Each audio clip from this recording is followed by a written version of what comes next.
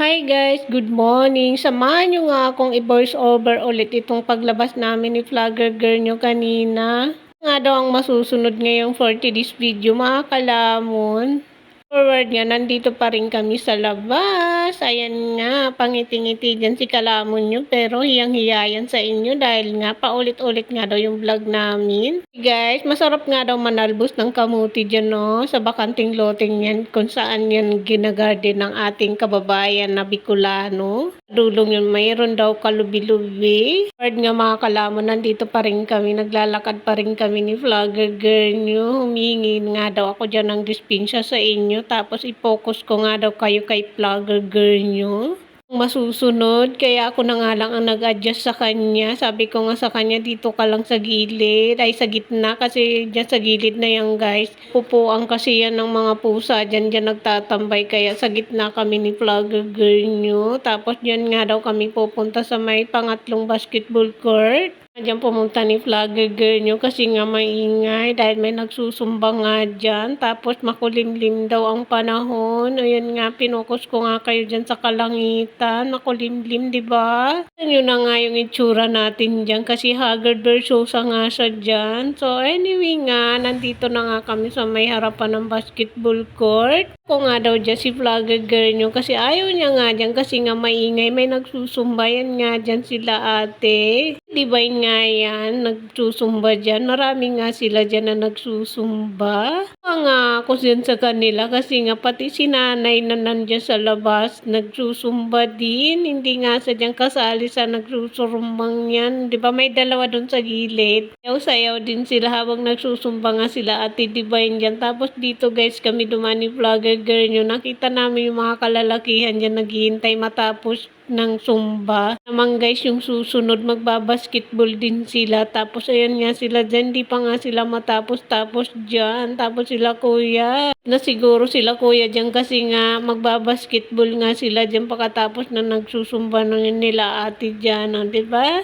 Guys, pagpasensyahan nyo nga itong vlog namin ni Vlogger Girl nyo kasi nga nandito na naman nga kami sa paulit-ulit na lugar kaya hihingi talaga kami ng sorry talaga mga kalamon kung ito na naman ang nakita nyo sa area na to. Vlog nga namin to ni Vlogger Girl nyo, wala na nga akong tinanggal dyan, diretso upload na nga to guys. Ayoko nga mag-vlog ng super haba na kasi baka mainip na kayo. Makad na nga kami dito ni Vlogger Girl nyo. Pauwi na nga kami sa bahay niyan kasi nga pumapatak na nga yung ulan dyan habang nasa kalye kami, habang nagsasalita ako dyan sa inyo guys. Diyan kay Vlogger Girl nyo, bilisan na natin kasi ayan na nga, tumutulo na nga talaga dyan yung ulan guys sa inyo. Vlogger Girl nyo, tamang lumakad pa rin siya dyan. Sabi ko bilisan na natin kasi baka sipunin ikaw. Sa lahat guys, magkasakit si Masha nyo. Ako na lang magkasakit, wag lang siya. Charis. Mga kalamon kasi mahirap magkasakit ang alaga natin kasi malaki yung gagastusin natin.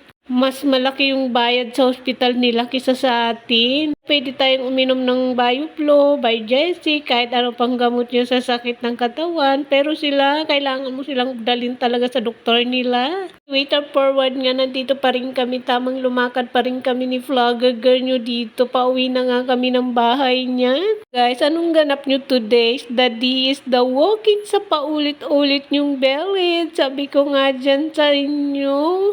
Voice over ako guys, nauutal at nabubulol talaga ako, nauubusan akong ideya kung ano sasabihin ko sa inyo. Hey guys, at least mayroon talaga tayong palabas sa inyo at makita nyo kahit paulit-ulit pa yan. Na kasi guys, hindi na kami pwedeng lumayo ni Vlogger Girl nyo, hindi ko siya pwedeng igala sa malayong lugar. Sana kung ako lang, pero kung kasama po si Vlogger Girl nyo, hindi po pwede dahil nga baka magkasakit siya. Tingiti lang ako dyan pero yung hiyayan sa inyo guys dahil nga paulit-ulit nga siya din sa vlog namin dito sa village namin. Tapos yan nga tumitingala nga ako dyan dahil nga tumutulo na nga yung ulan dyan sa amin ni Vlogger Girl nyo. Maambo na nga ng mga time na yan. Alam guys kung anong dinadaldal ko dyan sa inyo pero sabi ko dyan naintindihan ko babay na daw kasi nga malapit na kami sa bahay pero sinama ko pa rin kayo hanggang bahay. Pa nga dyan nakapag-follow sa aming page, bigyan naman, i-like and subscribe sa aming YouTube channel, Facebook and TikTok. Andito na nga kami sa bahay niyan. Nga guys, nakarating na kami ng bahay. Tapos yan nga si nanay, ayan nga daw yung ulan oh.